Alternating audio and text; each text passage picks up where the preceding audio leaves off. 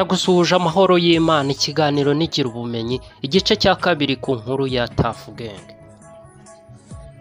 Ijoro bahujwe na Lick Lick ni naho bafatiye izina rya Tuff Gangs, babanje kwitwa Saint Silas abatagatifu, ryari ryazanwe na Twizy Boy.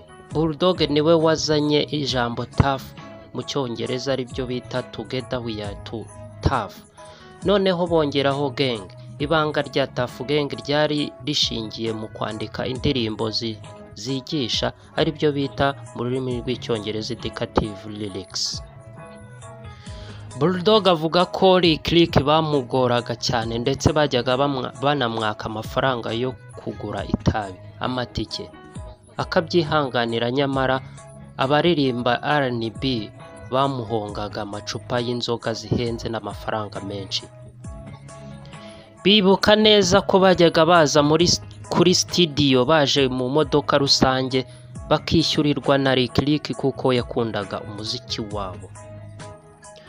Bulldog niwe wazanye igitekerezo cya Tuff, abandi bongeraho gang. Bulldog ati Lick Lick niwe dukesha byose, yari key person kuri Tuff Gangs. Tuff Gangs ni itsinda ryatangiye ari abaraperi batanu bigaruriye imitima ya benshi kuva mu myaka wa 2007 bitewe n'indirimbo baririmbaga zabaga zikubiyemo ubutumwa bwinshi, ahanini bwibanda ku buzima bwa buri munsi cyangwa se bwa buri muntu, ariko cyane cyane abababaye. Itsinda rya Tuff Gang ryatangiye ari abasore batanu: Jay Polly, Bulldog, Green P, Fireman na P-Fula. Ku ikubitiro umuraperi P-Fula niwe wabanje kwirukanwa mu itsinda rya Tuff Gang mu mwaka wa 2012 muri Mutarama, aho bamushinjaga imyitwarire itari myiza, ajya kwikorera indirimbo ku giti cye cyangwa se ku ruhande rwe. Tuff Gang yabayeho mu bukene ariko ikora ibyo benshi batatekerezaga ko bishoboka. Mu mwaka wa 2015 nibwo itsinda risa naho ryasenyutse neza, aho Bulldog nawe yahise yinjiza abandi bahanzi barimo Khalfan muri iri tsinda rya Tuff Gangs.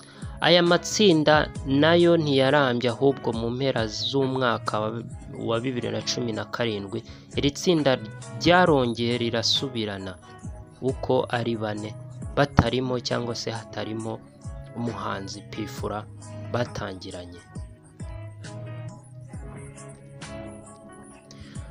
Gusa nta gihe ryamaze kuko ubu risa naho ryasenyutse neza, noneho ritakiriho. Umuhanzi Jay Polly ubu yishimira aho hip hop cyangwa se hip hop igeze, nyamara baratangiye itumvikana, abayiririmba babita ibirara. Kuri ubu aba bahoze banabana mu nzu, bamwe muri bo bubatse ingo, abandi baracyagorwa n'ubuzima, aho usanga nka Green P ahora atabwa muri yombi kubera kubatwa n'ibiyobyabwenge. Ibihe byiza, kora subscribe, like, comments, unakore share ku bantu bawe, igihe cyose dushizeho inkuru izi kugeraho ako kanya. Ibihe byiza, Izuba TV Show.